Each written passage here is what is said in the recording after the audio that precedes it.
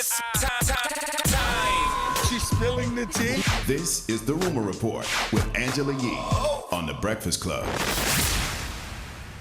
Well, TMZ confirmed Wednesday night there was a fire at what they say is Jay-Z and Beyoncé's mansion in New Orleans. Luckily, no injuries, but they said it took 22 firefighters to actually get the blaze out. It was around 6 p.m. Wednesday night, and it took a little over 2 hours before the fire was fully extinguished. This house was reportedly built in 1925 as a church, and then it was repurposed as a ballet school. It is a 3-story house. Yeah, that's owned by her management company. Then they say somebody that they believe did it also sets fire to another building or another mansion. Yeah, officers initially responded to the scene following a call about a suspicious person, but upon arriving and investigating, they did determine fire had been set to the property. So now they're saying it is a case of arson. This is when one of those illogical fools online say, "So they got other houses." Shut up. All right, now let's talk about Morgan Wallen. He was on Good Morning America just a little while ago, like an hour ago. He did a sit-down interview with Michael Strahan. Now, if you guys remember, Morgan Wallen came under a lot of fire when he used the N-word in a video that had surfaced online. He's a huge country singer, and here was the original usage of the N-word. Hey, Gracie, take care of this ass.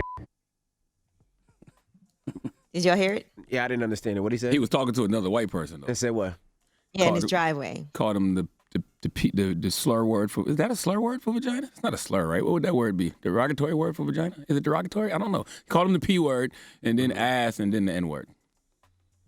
All right, so following that release, he was promptly dropped by his record label, by his talent agency, disqualified from eligibility at multiple prestigious country music award shows. His music was removed from multiple radio stations. Oh, I didn't know all that happened. And yes, all of that happened. And he said his manager called him 2 hours before the video came out, and he was like, "Are you sitting down?" He said no one's ever called him and said that to him before.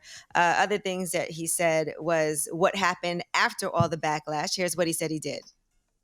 BMAC is one of the first organizations that I spoke with, the Black Music Action Coalition. I spoke with Kevin Lyles, I spoke with Eric Hutcherson. I went and checked myself into rehab. And for 30 days, I spent some time out in San Diego, California. You know, just trying to figure it out. Why am I acting this way? Do I have an alcohol problem? Do I have a deeper issue? Me and my team noticed that whenever this whole incident happened, that there was a spike in my sales. We decided to donate that money to some organizations, BMAC being the first one. He went to rehab for alcohol, right? Yeah, he said, does he have a drinking problem? Because he was drunk. Okay. He said, yeah. I hate when people tell you to sit down when they know they're about to tell you something that's going to make you stand up. But what record label dropped him? Because, you know, these record labels put out albums all the time with the N-word all over them in the same context that he used them in, white black artists. So it's like, you know, what label dropped him for that?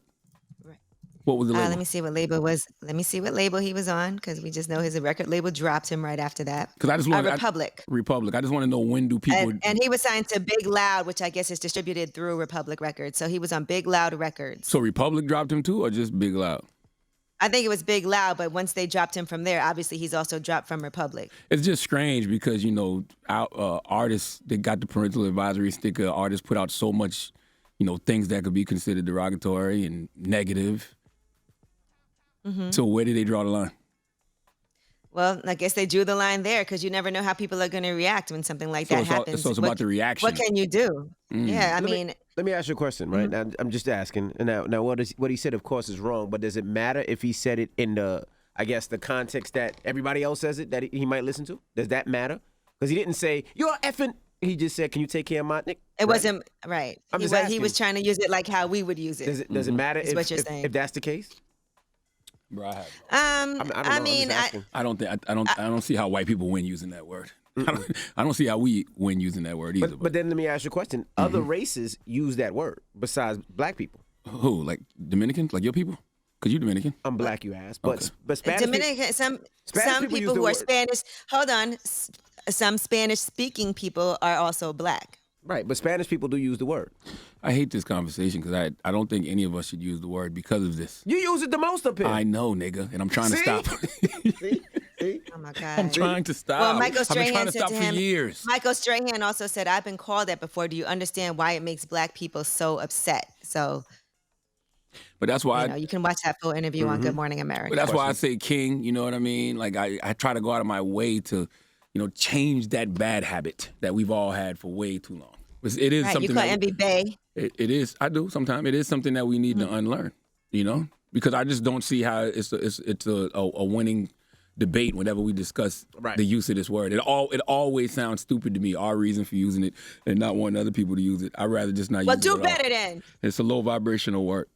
It really is. And that is your rumor report. There's just been way too much blood on that word. It's a very low vibrational word.